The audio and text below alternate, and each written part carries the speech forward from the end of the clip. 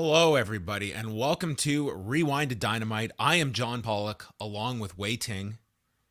This has been the longest day that I can recall. It feels like I've been awake for 40 hours right now. A lot has happened today in the world of professional wrestling news. Yes. It's so busy, I don't even know if I have time to ask you how you're doing, Wai, but I'll make an exception and make sure you're doing okay. I'm doing all right. Yeah. Thank you for taking the time. How are you doing is more important. I'm exhausted. It's been a long day, a very, very long day. But nonetheless, we have lots to get into, a very, very busy day in professional wrestling news. We will get to Dynamite. We're obviously going to dive into this giant Vince McMahon story. But I do want to alert people that maybe missed the news show today. We did have Eric Young on the show. Very enjoyable chat with Eric Young talking about Slammiversary this weekend, as well as his shows coming up for Greektown Wrestling here in Ontario. And I thought like a really interesting discussion, especially from his perspective of someone that came up at a very different time in Ontario's independent wrestling scene and still part of coming up for these dates in a couple of weeks in Ontario, not based in Ontario any longer, but talking about the hardships of coming up as a Canadian that we've talked about many times in the past. But I found it to be a very enjoyable discussion with Eric Young today. Yeah. I was really grateful for the chance to speak to somebody I think so open and candid about everything. Spoke a bit about the transition from NXT to WWE and maybe even a bit of venting that he had to do to one Vince McMahon as well. So a really interesting chat that I encourage everybody to check out on our YouTube. Yes, you can go check that out now, youtube.com/postwrestling. So we're going to dive right into things. The major story today, and this could be one of the biggest stories that anyone is going to be covering in terms of a pro wrestling related one. And that comes from the Wall Street Journal, who tonight, or this afternoon, I should say, dropped this bombshell report from reporters Joe Palazzolo and Ted Mann. And I'm going to be referring to their article. It is behind a paywall at the Wall Street Journal. I would definitely encourage people to check out the full article in full. There's some terrific reporting that went into this. And from the article, the board of World Wrestling Entertainment, Inc. is investigating a secret $3 million settlement that longtime chief executive Vince McMahon agreed to pay to a departing employee with whom he allegedly had an affair, according to documents and people familiar with the board inquiry. The separation agreement is said to have been came about in January of 2022, involving a now former employee who was hired in 2019 as a paralegal and then allegedly entered into a relationship with Vince McMahon. The board's investigation, which began in April, has unearthed other older non-disclosure agreements, including claims by former female WWE employees of misconduct by Mr. McMahon and one of his top executives, John Laurinaitis, the head of talent relations. The board's outside counsel was still collecting information about the other NDAs and did not have the number that were out there, but that the payments totaled in the millions, the people that they spoke to. The board's 8 independent directors have retained a law firm to conduct the investigation, which we'll get to as well. WWE has issued a statement internally that acknowledging that this investigation is taking place. The board's preliminary findings are that Mr. McMahon used personal funds to pay the former female employees who signed the agreements, including the one involving allegations against Mr. Laurinaitis, this person said. A WWE spokesperson said that the company, which runs the world's most famous wrestling business, is cooperating fully with the board inquiry and that the relationship with the ex-paralegal was consensual. He added that the company takes the allegations seriously and is dealing with them appropriately. And that, in essence, is what the internal statement said. Jerry McDevitt sent a letter to the Wall Street Journal and stated that the former paralegal has not made any claims of harassment against Mr. McMahon and that, quote, WWE did not pay any monies to the ex-employee on her departure. Other facts that they threw in here, noting that the 12-member board of directors includes several executives and members of the McMahon family, including Vince McMahon, who is chairman, his daughter Stephanie McMahon, who in this whole thing, she is a part of the board of directors. Her husband, Paul Levesque, better known as the wrestler Triple H, WWE President Nick Khan, and I have the full list in our story up on the site of all 12 board members. And I mean, this first came about back in March 30th when an email was sent to board members alleging that Vince McMahon initially hired this woman at a salary of $100,000, but increased it to $200,000 after beginning a sexual relationship with her. The email to the board also alleged that Mr. McMahon, quote, gave her like a toy, end quote, to Mr. Laurinaitis. The board is investigating the allegations in the email, and there's more here from Jerry McDivitt here, just about that's more so just the history of him as well. So there's more to this. Overall way, I mean, number one is that this is certainly, it's a big story already. It could be even that much larger, depending on what is found here. I think we also need to lean on expertise in this field as well of what this would mean for the board of directors that are that they have hired a firm to investigate this and what this could mean. Jerry McDivitt did outline that WWE did not pay any monies here, indicating that this was Vince McMahon that paid this, but nonetheless, this is something, especially when you're talking about a potential pattern of other non-disclosure agreements that are out there about potential claims that have been made.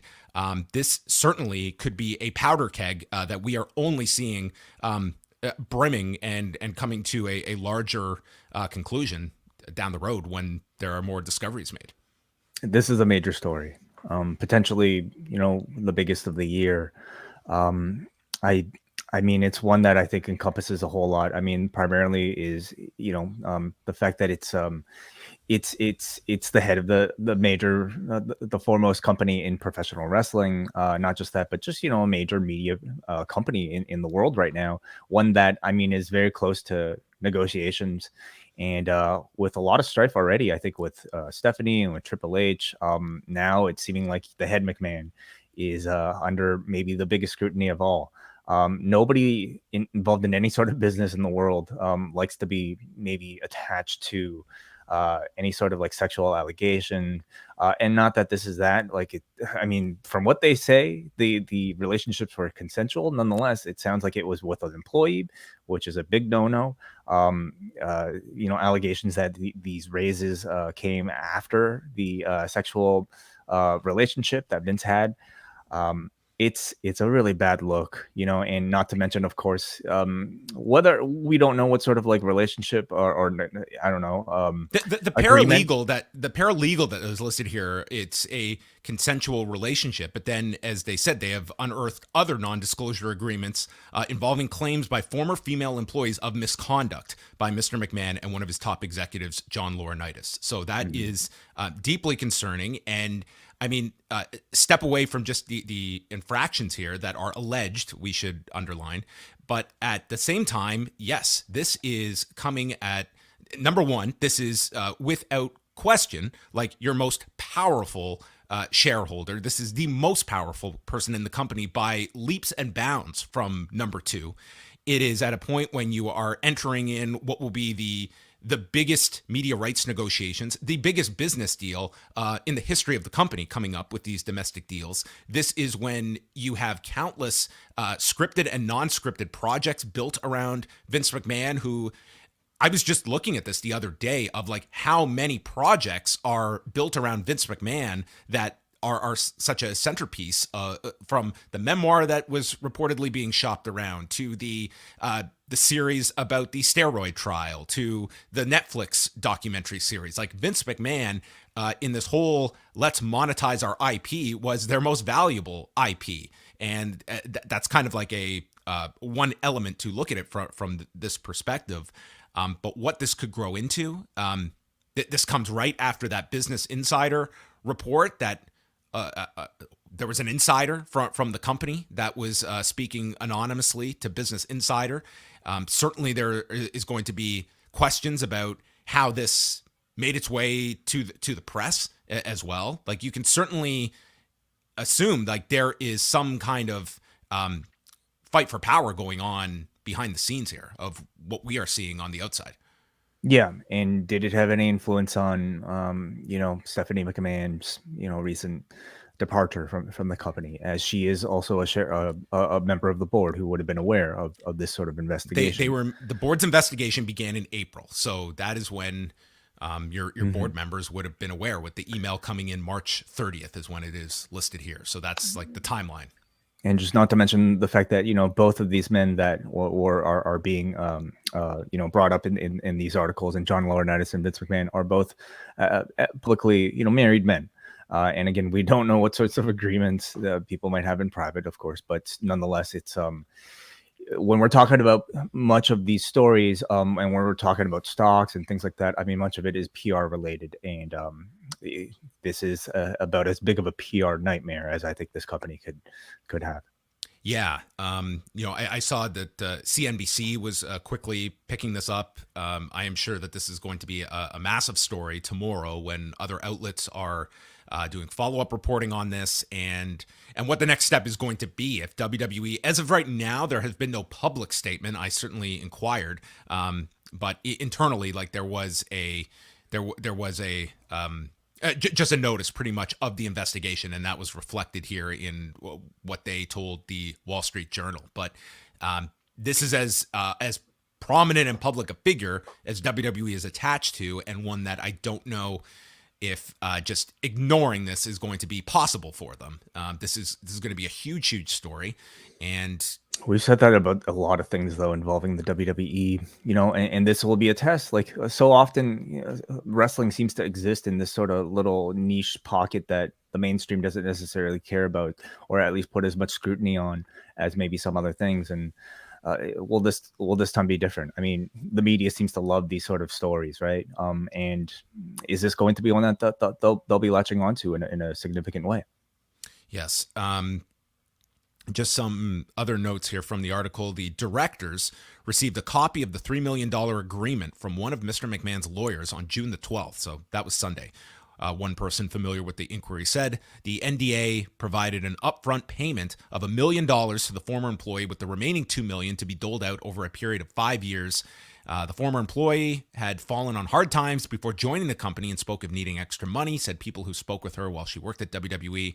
The former employee moved from the legal department in 2021 to become an assistant to Mr. Laurinaitis, according to the people familiar with the inquiry. So, I mean, John Laurinaitis is very much at the center of this as well. And I mean, we'll certainly. I think it's a big question whether or not Vince survives this. But do you have a better guess as to maybe John Laurinaitis' future? I mean, I don't want to guess at this point, because I think that you do owe it to the parties that are accused to have their defense, their say in all of this and be represented. I don't know. I would be guessing at this. These are serious offenses if proven true, and if so, certainly you would look at a John Laurinaitis as being a lot more expendable than a Vince McMahon. That it will take. I mean, that would be seismic. We saw. I mean, this sounds silly in retrospect, but it gives you a sense of the way that Vince McMahon is viewed when they did that angle, and there was people that believed he actually died in that limo explosion, and the stock plunged, and they had to really walk that back because of the idea of Vince McMahon not being at the forefront of this. And people can have whatever critiques they want of Vince McMahon, but to the outside world, it is one and the same. This successful company that is completely in this man's vision from the time that he bought it as Capital Sports from his father in 1982 and grew it into this, and whatever mythology you want to attach to that, it is part and parcel the Vince McMahon vision. And taking Vince McMahon away from that, it completely changes the company. And maybe we are getting ahead of ourselves, but maybe not as well. This is, I would say, like, what you are looking at here is as serious, if not as more, in terms of threatening to his leadership of this company, going back to the steroid distribution trial. This is when he was indicted. And does it encourage others who may have had these sort of experiences with these two people to come out to, let the world know about their experiences? It's a big story. very much so. Like if other non-disclosure agreements exist and they are seeing this story and seeing that one person was paid $3 million, they might feel the need to speak up if they realize that this is, if you're saying multiples and you're establishing a pattern here, there may be people that are willing to speak up. Yeah, like it's so hard to look at what is going to happen to this, but this is gigantic. It's huge, and I think that this is going to be one of the biggest stories in this company's history, potentially. Mm-hmm. We're going to continue to follow this on Thursday. So Brandon Thurston will be joining us, and he did a quick show on the WrestleNomics YouTube channel that if you want to go check that out, kind of going over this. It's about a half hour in length, and then we'll chat with Brandon Thursday at 1 p.m. Eastern time if you want to tune into that as well.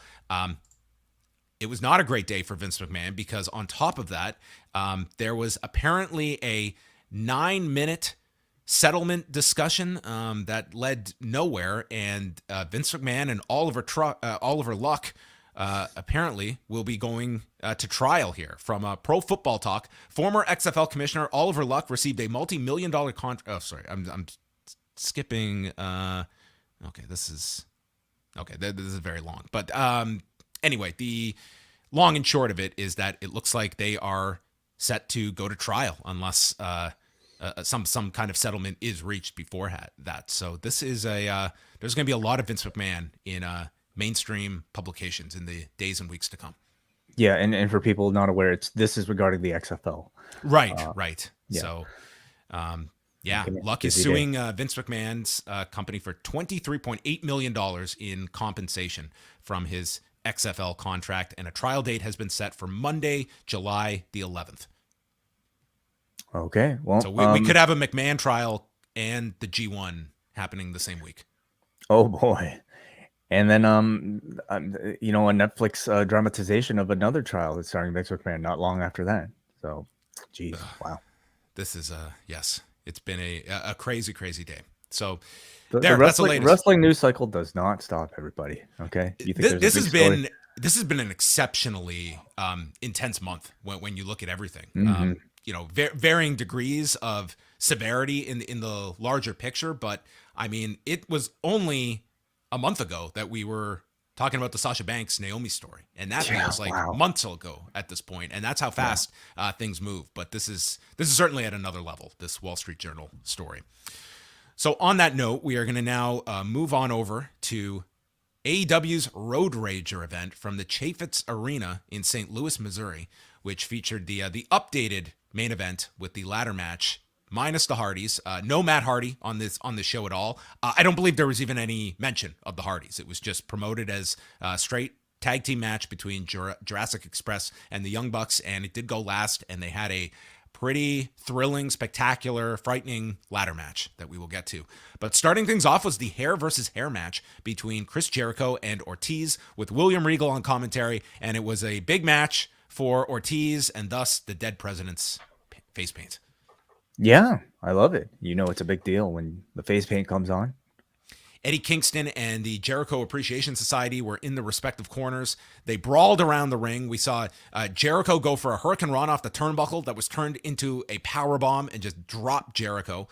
Through the break we go. Ortiz misses a moonsault off the buckle into a code breaker for a near fall. Crowd is behind Ortiz as Eddie Kingston is pounding the mat.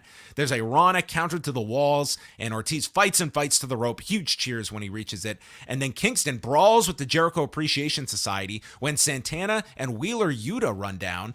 And behind the referee's back, Eddie Kingston nails Jericho with the Hurricane. But unlike Joanna Jędrzejczyk, Jericho survived this. An incredible near fall as Ortiz could only get the 2 count. Crowd was losing it on that spot. When Fuego del Sol, we are led to believe, runs into the ring, and behind the referee's back, there were a lot of behind the referee's back on this show, and nails Ortiz with the baseball bat. She turns around, Jericho pins Ortiz, he hugs Fuego, and he unmasks to reveal himself as Sammy Guevara. And loud chants of Sammy sucks, and later we would get confirmation of the reunion of Jericho, Sammy Guevara, who are now in the Jericho Appreciation Society with Ty Conti as well. And maybe this was just the hard reset that Sammy Guevara needed. He went off on his own. It was a near disaster and let us go back to the role he is best suited for. Well, at the beginning of all this, I mean, they were pushing Sammy Guevara as a babyface. Obviously, that didn't work out, and you know what? At this point, he might be a hotter heel than he was even before.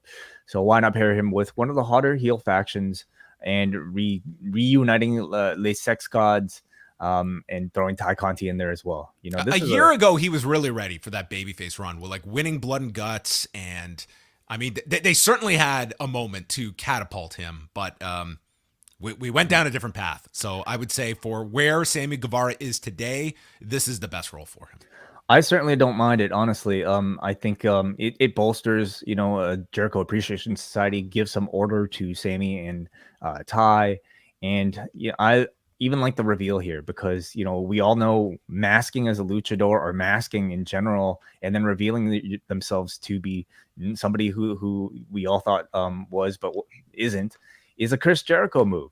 So this is straight out of the Chris Jericho playbook. I really enjoyed it. The match itself, I thought was absolutely fantastic.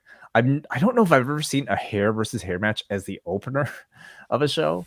I did not think this was going to open the show. I really thought they were going to put Ospreay and Dax in the opener spot, but no, we got the hair versus hair match. You could have put anything, honestly, in front of this crowd. This was such a hot crowd tonight. The noise was really unreal throughout the entire event, and they, even though we didn't get the best build, I would say, for this particular match, they treated it as if it was like, a major pay-per-view type of match. Ortiz is fantastic as this sort of like, brawling wrestler. Like he's just great, and I thought this really reminded a lot of people of just how good he was.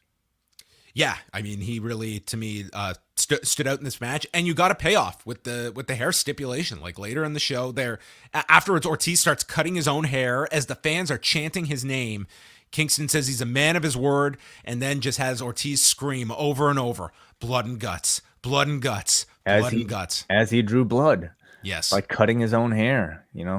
Oh man, it was quite the visual. Then there was a video for Wardlow and Mark Sterling with the People's Court theme underneath it, a very campy script, and that set up our Wardlow match, the 20-on-1 class action elimination match with the 20 plaintiffs. Yes.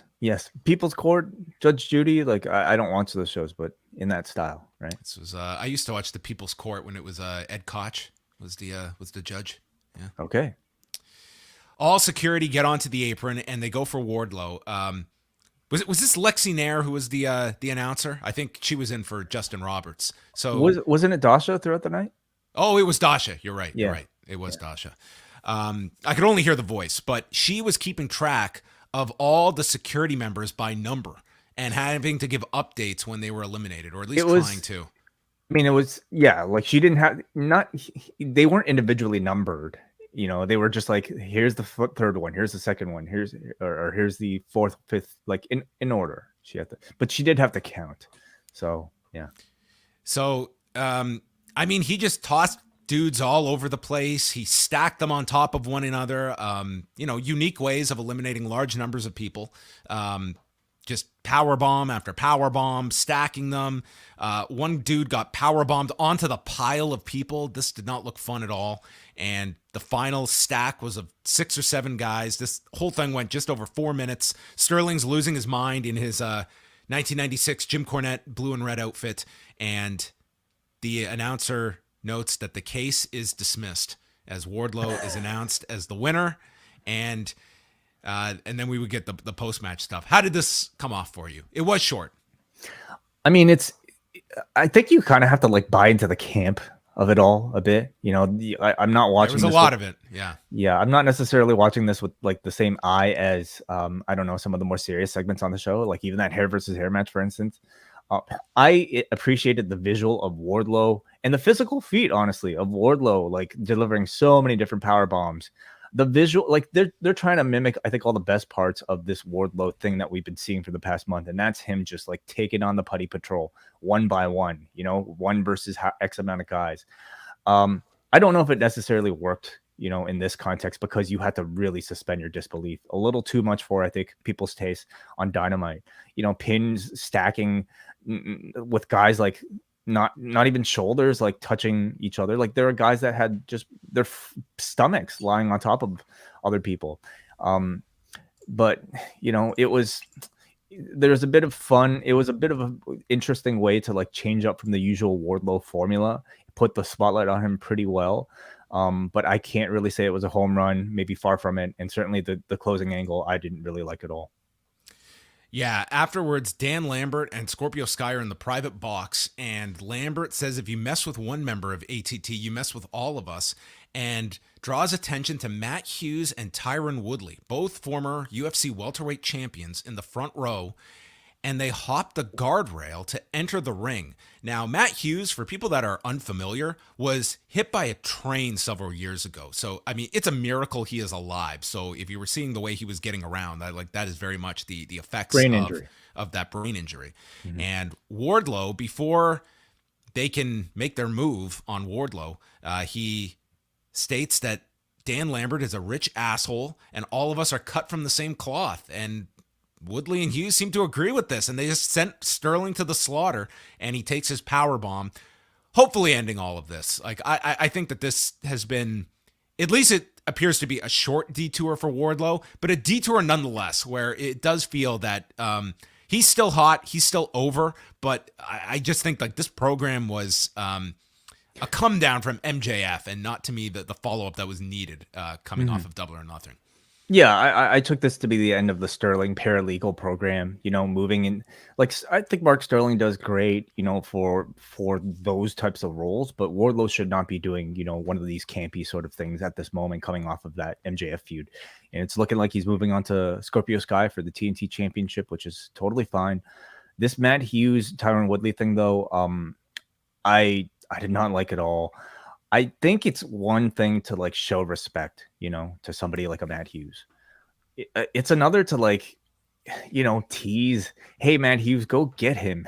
And having the guy, like, it was just incredibly awkward. It was a little bit uncomfortable. I would imagine there were a lot of people watching Way that don't know that story about Matt Hughes and were just confused at this guy who is getting around at it's very difficult for him. You can see like there is an issue there, and how many of your that happened a long time ago. It's not like this is someone who is featured regularly on UFC programming. Like there is a lot of people that would not be aware of that and would have been confused at this. I mean, I would have loved to have, just like go into commercial break. Hey, we have UFC legend Matt Hughes here. Like, have the guy stand up, like give him a round of applause for if they wanted to show respect.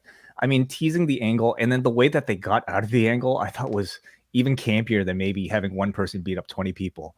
I don't know if somebody like one of these writers watched the latest edition of Obi-Wan or something and just had, Wardlow, instead of fighting with his weapons, fight with his words. And that's what he did.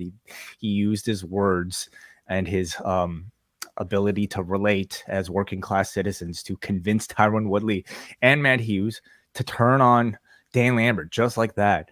I know what they wanted to do. They wanted the picture, the closing visual at the end of Wardlow with these two former UFC champions. It was just a really corny way of getting there, and I don't necessarily think it probably might have done more harm than good. You like to see him use his action rather than seeing Wardlow in action. That is correct. Dax Harwood versus Will Osprey. This was pretty tremendous. Dax is lighting this dude up with chops in the corner. Crowd was very hot for this. They treated this like a special match right from the beginning. Like they saw this as a big deal. Osprey is just coming off the match with Sonata on Sunday. Dax goes for a vertical and coming off of a kidney infection 3 weeks ago. Well, you know how the news cycle works. I mean, you have a kidney infection, you get over it real quick. This guy who had like 104-degree fever. I mean, it's crazy. And man, just living in an airplane, flying back and forth to Japan and America. Dax goes for a vertical suplex off the edge, but Osprey slides underneath and he catches Dax's knee in the ring skirt and drop kicks him into the steps. After the break, Dax hits a series of rolling Germans as the crowd is applauding on their feet, chanting AEW, and they go for the belly to back spot off the top, Will landing on top of him. Ospreay then strikes him in the back of the neck coming off the top for a 2 count. Dax continually stops the Os Cutter while Will is avoiding the slingshot powerbomb. And then Will gets turned around on the shoulders and the slingshot powerbomb is hit for a 2 count. They headbutt one another on all fours. Big inside-out lariat by Dax, and then a Liger bomb counter by Will. Os Cutter for a 2 count, and he finishes Dax with the hidden blade in 13 minutes and 42 seconds. I thought a tremendous television match. Absolutely tremendous. Dax is having a year. He, you have to wonder if he might be in the conversation, John. We're at the 6-month mark. He'd be on the list of like wrestler of the half year. It really is incredible what he's been doing. And I mean, Tony Khan recognizes it. The audience recognizes it because they continue to put him in these opportunities to showcase himself, and he's killing it every single time. I thought, we watched Dominion. We talked about Dominion. I felt like Sonata versus Ospreay was a good match, but we've certainly seen better, I think, from both of them. This to me felt like Will Osprey at 100%. Like it felt special. Honestly, John, and it was because it was Ospreay's, I think, national American TV debut, I suppose you can call it that. And this crowd treated him like a star. This was probably the match that maybe most of us wanted last week instead of the 6-man. He felt like one of the world's top talents, and I think lived up to the billing just from this performance alone. So afterwards, we see all of a sudden Ozzy opens in the ring, Jeff Cobb's in the ring, Great O'Con's in the ring, Trent Barretta and Rocky Romero get in. Everyone is fighting, and then we hear the Pixies, and Orange Cassidy makes his return walking down the aisle. The ring clears, save for Will Ospreay, and we get the stare down. Move over Rock and Hogan, we get Ospreay and Orange Cassidy. The match that everyone was fantasy booking for Forbidden Door. It was a given that this would be the singles match that you would get. And FTR and Roppongi Vice then stand alongside Cassidy. Will exits, and the baby faces all do the thumbs up, including FTR.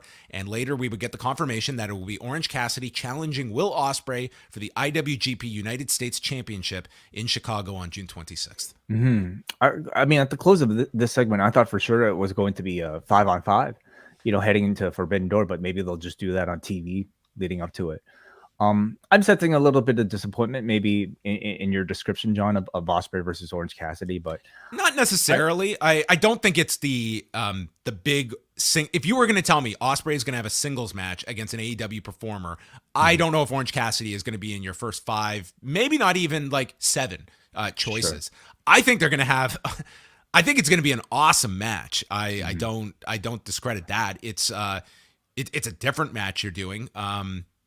I don't know. How did you feel about it? I was happy with it because I think it very much fits into the theme of having, somebody that has been very associated with AEW against somebody who's very associated with New Japan Pro Wrestling, rather than having, like Will Ospreay versus Lance Archer or something, or a rematch of something that we've seen before. At least to my knowledge, we have never seen Will Ospreay versus Orange Cassidy. And it's one of those matches where anytime you have Orange Cassidy against a notable wrestler, you're thinking, how is this match going to look? And I think that's certainly the case here. We know Orange Cassidy can go in between, all the comedy stuff, which I think is also fun too.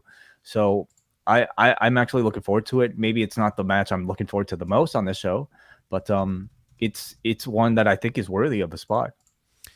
Yeah, not going with the chance to do the match they couldn't do at Spring Break and do Orange Cassidy and Minoru Suzuki. Man, is Suzuki even going to be on the show?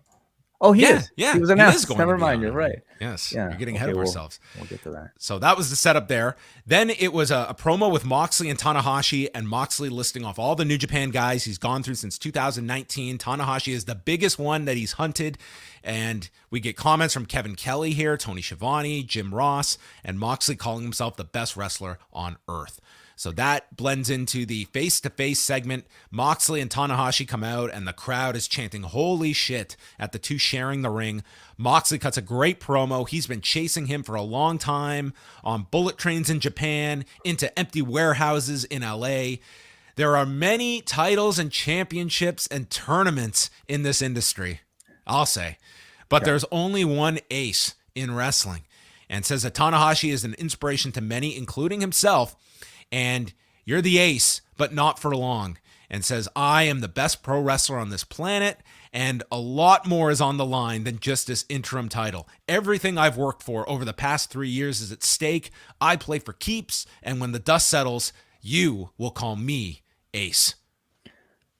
Fantastic promo from Jon was Moxley. great. Might have been my favorite of the entire show. And you and I, of course, John, just reviewed a Jon Moxley promo, or should I say a Dean Ambrose promo for Money in the Bank 2016. And what a far cry, okay, from that person who, I mean, let's be honest, like even in the WWE under that, like that sort of scripted format, he's probably one of the better ones, but nothing like what we're hearing right now. You know, like everything that he said felt like so deep from just really honestly within.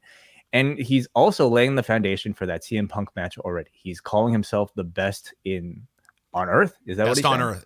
Best wrestler. First he said best wrestler on Earth, and then best wrestler on the planet. But yeah, I definitely picked up on that too.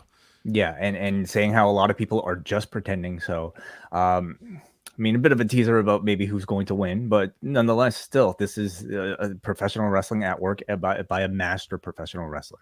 Yeah, it's yeah, they set up a lot here. This felt like your main event segment to set up a pay-per-view main event, and that wasn't all. There was a lot here. And just one more thing, he did and the announcers, but like I would say Mox, because he had the biggest voice, he did such a great job of making Tanahashi seem like a legend. Yeah. You know, this crowd was already treating him like that, but to have Mox basically say, you are the person I've been chasing at the end of this tunnel, it just kind of made all those cheers that much more justified to somebody who might not know who Hiroshi Tanahashi is.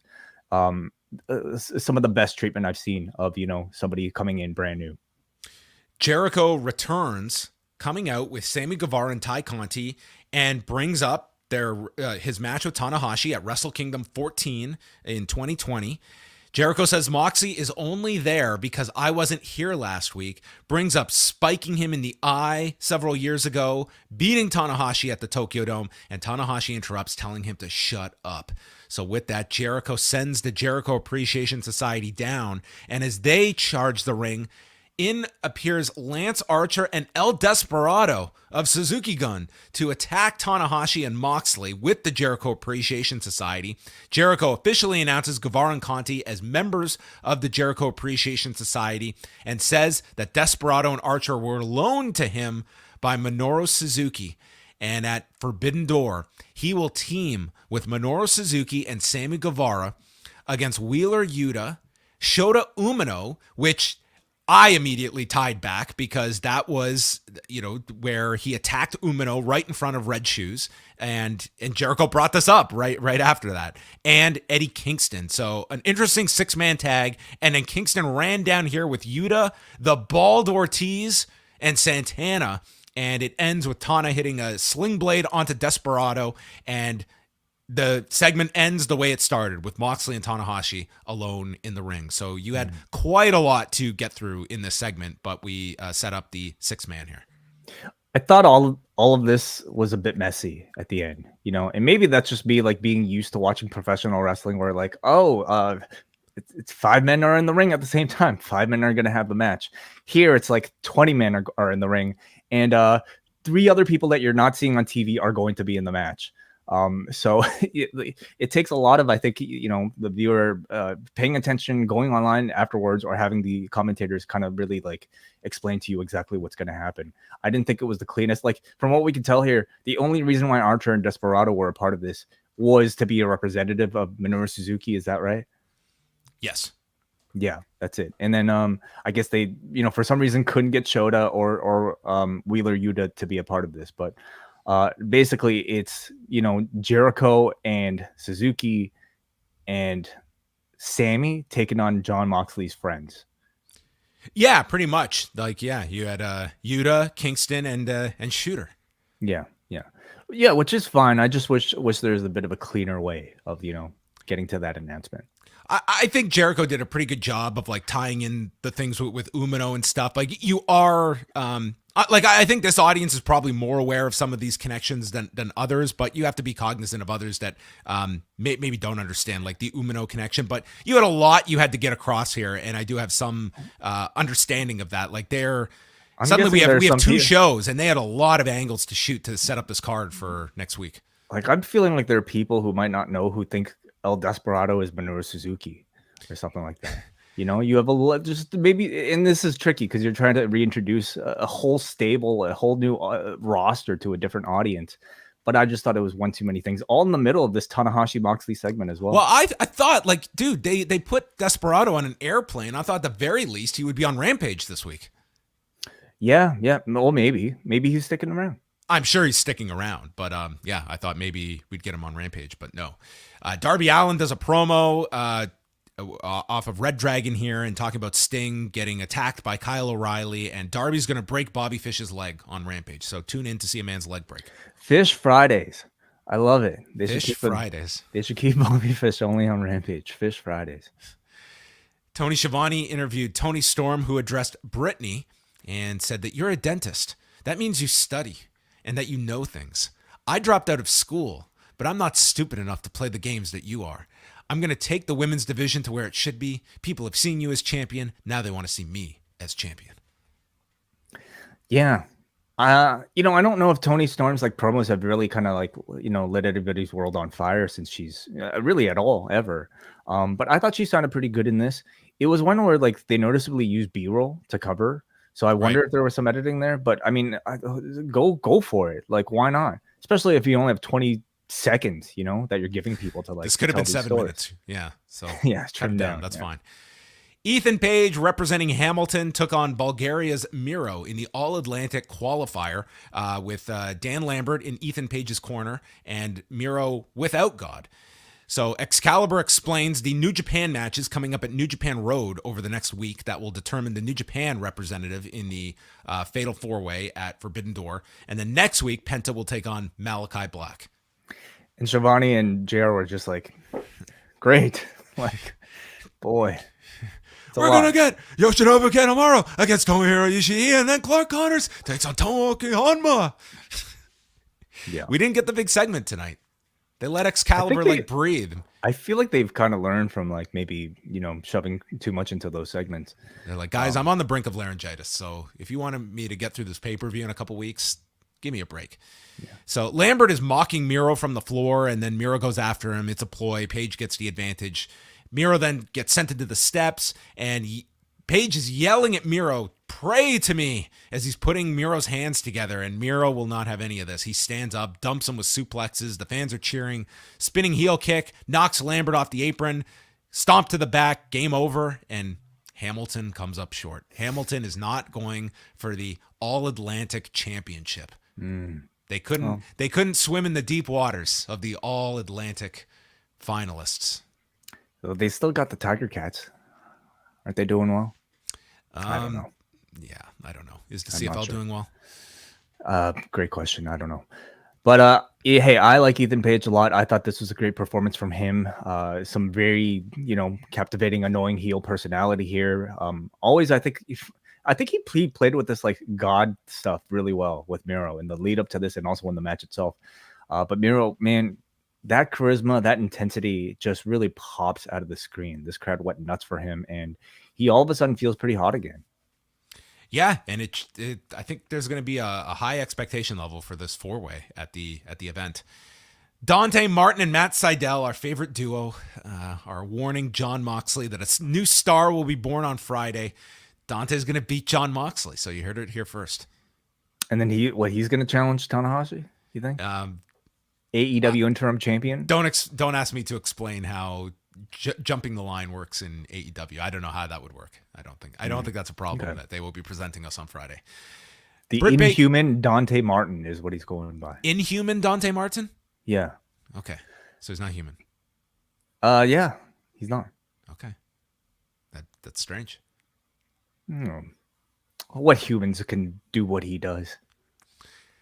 Dr. Britt Baker and Tony Storm. I don't have anything to add, guys. I'm like a 3 on the scale. Britt Baker and Tony Storm. Rebel distracted the referee. Too many distractions, okay? Like, the people on the apron, like, it's a lot. It's a lot, and it's lazy at times. The hair versus hair match, it was there for a big spot with Eddie Kingston and then with Fuego, Sammy. Cool.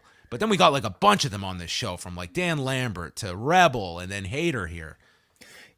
They have a big roster, and double the size if you include this New Japan stuff, right? So everybody needs a role on the show, and sometimes what if every match you're allowed one run in? There's enough managers. It's like, okay, you get a run in, use it wisely.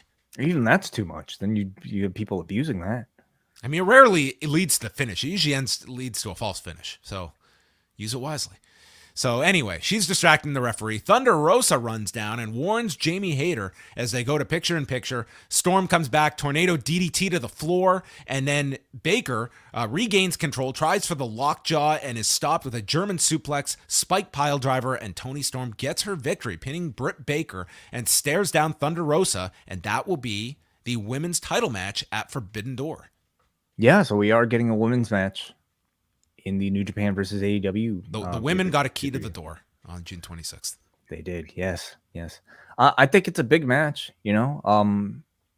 I felt like watching this. I mean, it was really, to me, it was a good match, but it just kind of felt like it was them giving Toni Storm her win back. After losing to Britt Baker in the Owen, and it continues to make us question what was the reason why Britt Baker won the Owen Cup. Why? Yeah, I don't have a great answer. It drew this out for a couple more weeks, but I think this could have been more impactful if Toni just won the tournament outright, and you could have built this in a more unique way. But they went this direction. So, and what value is the Owen Cup after this? Good question. Did she have the belt tonight? I don't think so. No, she Cole didn't have it. Yeah, so maybe it's you keep it for 2 weeks, and then you got to return it. Maybe they've retired those belts to Tony's office, and they got to make room for this All Atlantic Championship. I think in both Britt and Cole's case, it calls the question, like, how much foresight did they have in, picking the Owen Cup winners, or was it just the photo op that they wanted with the couple winning the championship at the end? Is it all that is? Yeah, I mean, they kind of made it almost like Cole won the tournament and he felt he was owed this IWGP title match, but we'll get to that. That did not secure him the anything. So it's kind of, at least as of now, it hasn't led to anything for the winners. It was just like this enclosed tournament that has no repercussions.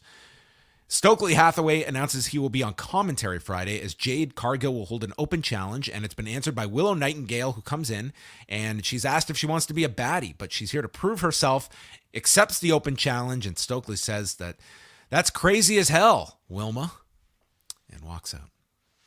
Nice to see Nightingale get some mic time on Dynamite. She's got a lot of personality, so she comes across like a ton of personality, and this was only like a minute segment, but the audiences have gotten into her whenever she's come up for like AEW spots or ROH. Like the audience, they gravitate towards her. So this should be a fun match on Friday. Yeah, latest person to be fed to Jade, but I mean, every time I think we see Jade on TV with a different talent of varying levels of ability, it's a test to see how far she's come along. So yeah. Hangman Page comes out, and he said he called his shot last week and wanted a match with Okada and also wanted to challenge him for the IWGP title, but he didn't take into account that Okada might not still be champion, and he screwed up. Yeah. Yeah, you don't call your shots like that. Come on. I guess not. What a fool. So the challenge still stands, he said. Adam Cole interrupts, calling him a stupid cowboy. The challenge still stands for the IWGP champion or Okada? He just said the challenge still stands. I took that to mean for Okada. Yeah, me too. Because he never named Jay White here. He just said that there was a new champion. So Adam Cole comes out, congratulates Jay White, and says that Page won't challenge for that title at Forbidden Door. Only he will be challenging for the title. So Forbidden Door is about the Undisputed Elite, and it's about the Bullet Club. And the best way to show that is Jay White versus Adam Cole, and notes Okada won't even be there. And the crowd booed. They were not happy with this. And this never got rescinded. This was never changed. And you were left to believe Okada is not doing this show. I mean, a heel is saying that though, right? Well, to me, if Okada's wrestling on this show, I think you would have wanted to make it clear after this show. I think you wanted to make Jay White's opponent clear as well after this, but that I would say so as well. I would say so too. Or Brian Danielson, we got none of that. We got no follow up to the Zack Sabre Jr. challenge. Mm-hmm. Yeah, you're right. And so anyway, Jay White comes out. And he comes from behind Hangman and hits him with the Blade Runner. He is the catalyst of professional wrestling, the catalyst. He's And the one tells responsible. He's the one responsible for Kenny Omega going to AEW and AEW thus becoming a success, and he made all of this possible. He tells Hangman, you couldn't beat CM Punk. You lost your AEW title, and I'm 2-0 against you. I will not defend the title against you. And Adam Cole, you can hear him. He's celebrating. He thinks that by process of elimination means him. And Jay White says, I won't be facing you either. I hold the power. This is the Switchblade era. So I guess you can end this in multiple ways. And I guess a 4-way is possible. But I would say I would not have wanted to leave this open-ended by the end of this show. Like I just feel this would have had the most impact on this show. Like you could tape a segment on Rampage. I think that'll be a lot less impactful. And then we're going into next week. So I don't know. I didn't like this segment all that much, to be next quite week is the go home week, isn't it? Yep. Yeah. And I mean, do you want to make the announcement with 3-4 days to go before the pay-per-view, for a match that's supposed to be this big? I certainly don't think so. I would have at least left this segment with something. This was also a little confusing because like you had the segment ending with like JR and was it Excalibur saying like they were basically saying like, what were they confirming that Jay White was going to defend? Like they ended the segment as if it was like, wow, what a great announcement. Like, but nothing was announced. Nothing was announced. He said he's not defending it against either of these two. Right. So, I mean, I think there's, probably the intent of creating some sort of mystery about whether or not Okada is actually going to be there. And maybe they've created that, but I feel like at this point though, like the teasing should kind of subside and you should be, telling everybody what they're going to be paying for. Yeah, I didn't think they made it even subtle here that you were left with the idea of like Okada very well may be on this show, but I would say like if you're just watching this, I think you would have just taken it that like, okay, he's probably not. Yeah, and I don't know if that's the feeling you want from people. They either are just not There's going. There's no way they would have had Paige say that though, like challenge Okada if you weren't going to get that match. Well, maybe you're getting the 4-way, but to me, I think you could have just set it up here. I don't think this is the best way to be going about this thing. They could be setting up for like an Okada appearance, and maybe he doesn't fly in until next week. You could do the angle next week, and then the three of them are all arguing, and then Okada makes his big arrival on TV, and the place goes wild.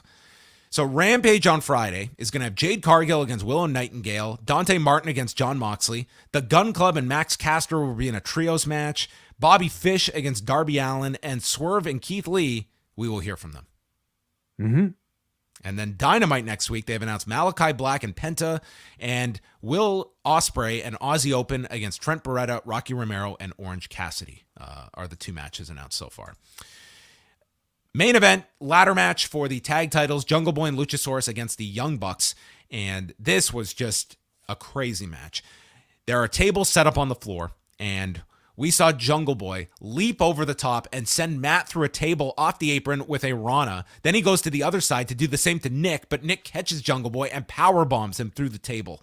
Nick then gets caught on top by Luchasaurus, but turns it into a destroyer, and Nick proceeds to place Luchasaurus on a table and come off the top turnbuckle with a 450, putting Luchasaurus through this table on the floor. That was our setup for a commercial break. This was that type of match. Absolutely. Yeah.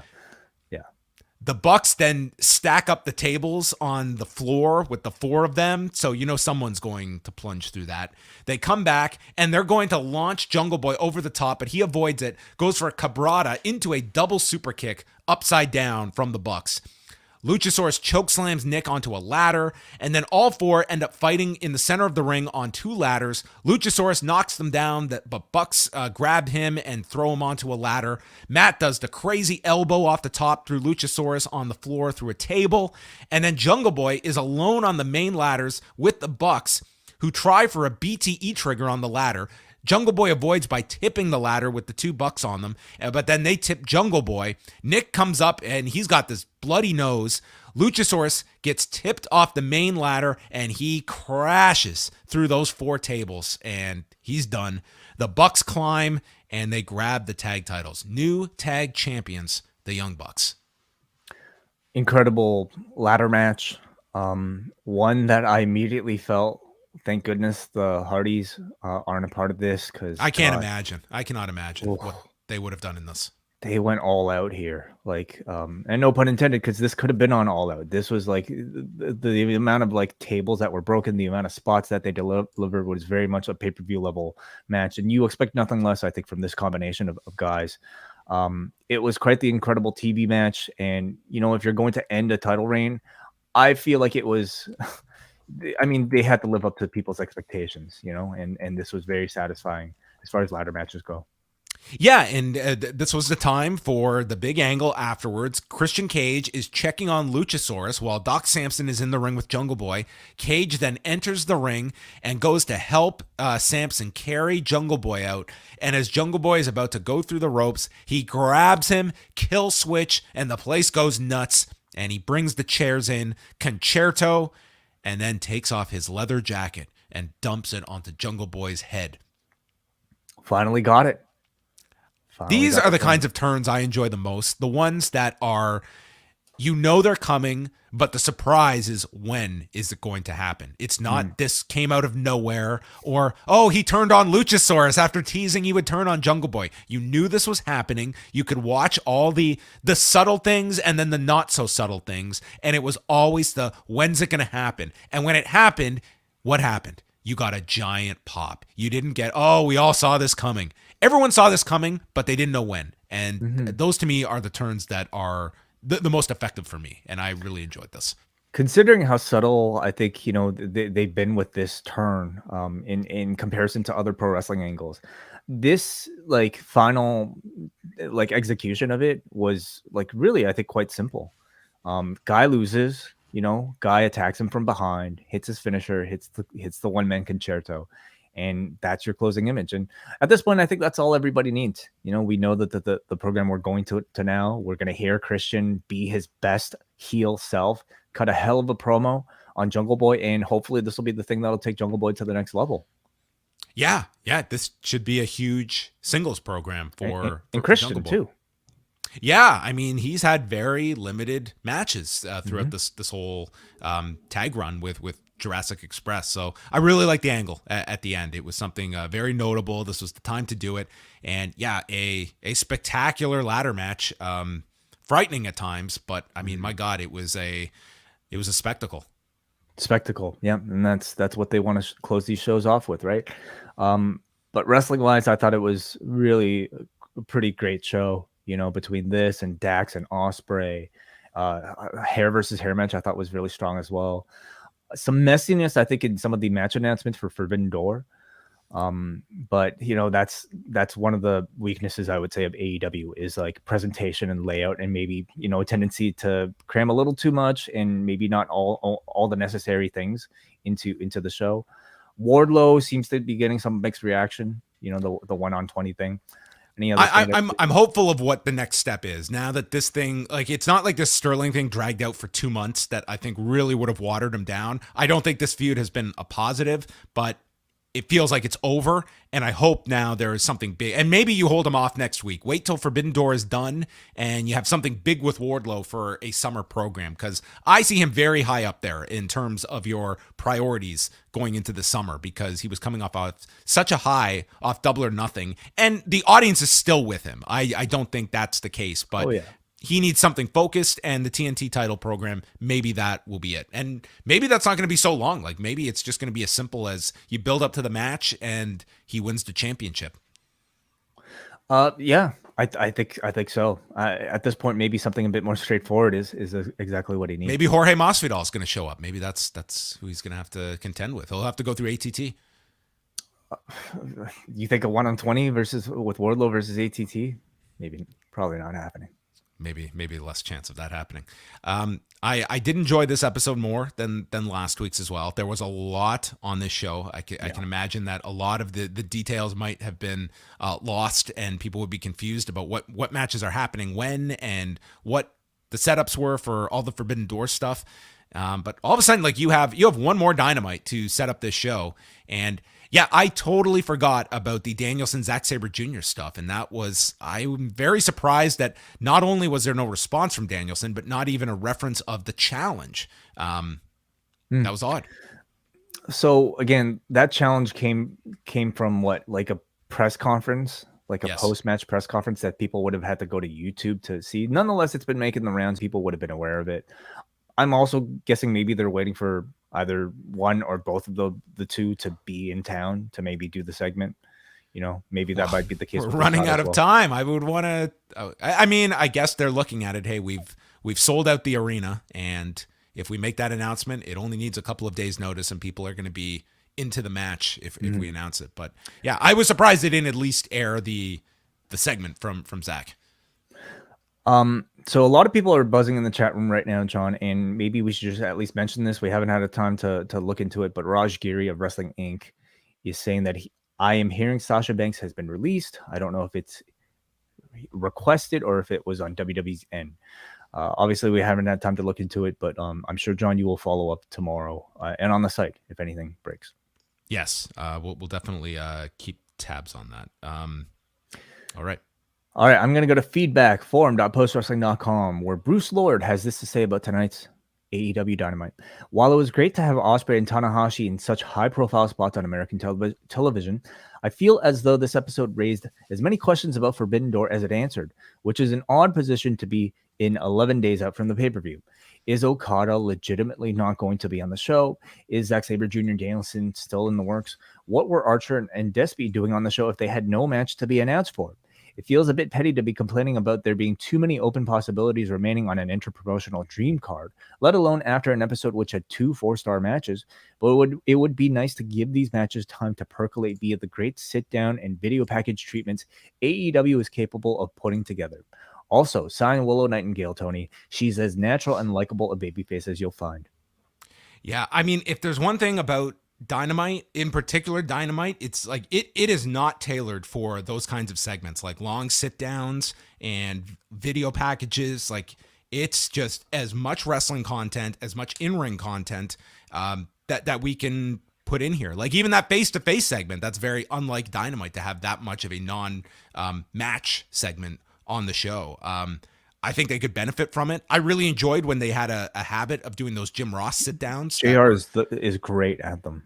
Yeah. I think those were tremendous, and I would want to sprinkle those in. And yeah, if your viewership drops slightly, I think that does have a greater value of building something up. And you've brought it up, and I certainly watch NXT with that eye as well. That you cannot fault the amount of work and video packages that they put into a lot of these characters. So at the very least, you have a one-line description of who this person is. What is their deal? Whether they're a spoiled rich brat with a rich dad, or ordering coffee and some guy's loud or wanting his food. I mean, they have weird things that fuel them, but we at least know what they are. Yeah. No, I definitely think for Forbidden Door, they could, maybe benefit from taking the New Japan approach, which is just like, hey, here's the card. Like, we see some teases, but some things we don't even see teases at all. And here are the matches. And it almost feels like with the show like Forbidden Door, where you don't have all the talent on hand to, promote these matches to build storylines for. That in some ways might be the better way to go. But yeah, we'll see how the rest of these big matches, we'll see how they announce. Do you want to do the next one, John? Yeah. Noah from Vaughn writes, from an in-ring perspective, I thought the show tonight had 3 really great matches. Super exciting to see Christian turn heel and the Young Bucks holding the tag titles once again. Ospreay and Orange Cassidy is a match I never thought about before tonight, but I'm super looking forward to it. 8.5 out of 10. Because somebody reminded me in the chat room, shout out to the person wearing the Post Wrestling shirt in the front row as well. He was all over the show tonight. So great seats. Great seats. Hope you had a great time, and thank you for representing us. Kate from Montreal says Dax Harwood should be in the conversation for every Wrestler of the Year list, but I have a feeling that he won't get the praise he deserves because he's normally a tag wrestler. He does not miss, and the match with Ospreay was just one more in an amazing run. Both Guevara and Christian turns worked for me. Sammy got fed up with the Inner Circle, but never had a huge falling out with Jericho, and Christian ditching Jurassic Express after they lose the belts makes more sense than having him betray them while they were on top. He looks like a sleazy opportunist, having first attached to himself when Jungle Boy became the #1 contender against Kenny Omega. I'm guessing that we're getting Danielson versus Jay White at Forbidden Door, since that's the biggest match available to them. Although I would love to see Danielson versus Zack Sabre. From what I can see, I think I'm the only person who was pretty certain that Okada isn't coming to Forbidden Door was a work. Is there any word that he is injured? No word that he's injured. No. Yeah, not to my knowledge. And the man loves In and Out. Do they have? Maybe that's the difference maker. Do they have In and Out in Chicago? They must, don't they? I thought it was just a West Coast thing. Oh, I don't know. I'm the wrong person to ask. Hey, how about that idea though? Jay White versus Brian Danielson. Could that be possible? So why do you do the Zach thing? Why even throw that out there? I mean, Zach has been name dropping Brian this whole time, but yeah, I mean, do we know that Zach was acting on behalf of AEW and Gedo and Tony Khan's booking, or was it just him?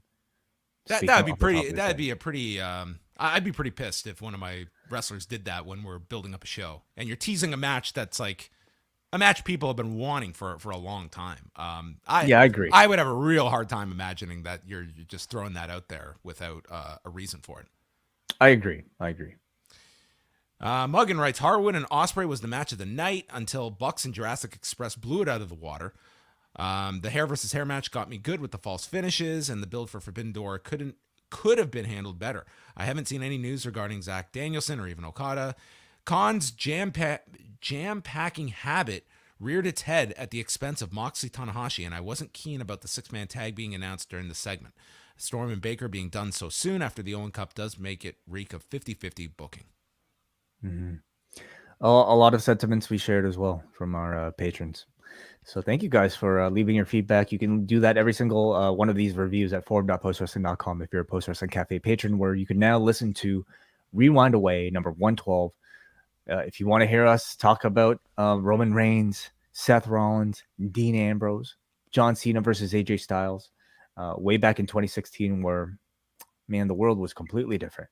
Yes, we went through all of the news from that week and recapped a very interesting Money in the Bank show with some stellar matches and some totally forgettable ones as well to balance it all out. So if you're a member at postwrestlingcafe.com, $6 gets you in the door for the entire month with access to all of our bonus shows with upcoming ones this week, including MCU Later, covering episode 2 of Ms. Marvel, Rewind to SmackDown every Friday night at 11 Eastern, and then Sunday night, Cafe members will get a bonus show from me reviewing Slammiversary from Nashville, Tennessee, that will feature Josh Alexander and our guest today, Eric Young, in the main event for the Impact Championship. So all of that is coming your way this weekend. Also, the Cubs fan at Lucha Blog will be doing a report on the site Saturday covering the Triple Mania event, which it was stated Matt Hardy will be on the show, and I guess they will be providing some update on what is happening in the main event with Dragon Lee and Dralistico.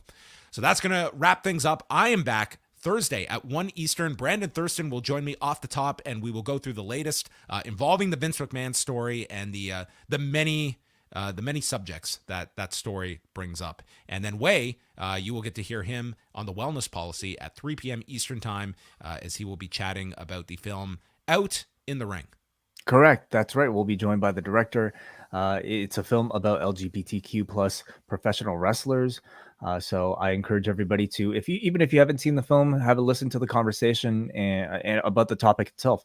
It'll be me, Jordan Goodman, and our man, Neil Flanagan. So that'll be up at 3 o'clock Eastern time for Post Wrestling Cafe patrons. I'll probably send a link out there to everybody on my Twitter as well. So look for that. All right. That's going to wrap it up, and we'll chat with you later on this week, and maybe we will preview the Canadian Grand Prix this weekend. Oh, yes, in Montreal. Gilles Villeneuve. Yes, that is correct. Hopefully Ferrari can rebound this weekend. That is it. And hopefully Mercedes won't be rebounding too much from the ground with their porpoising issues. Porpoising is very much in the news right now. Yeah. Okay, I'm exhausted. Good night.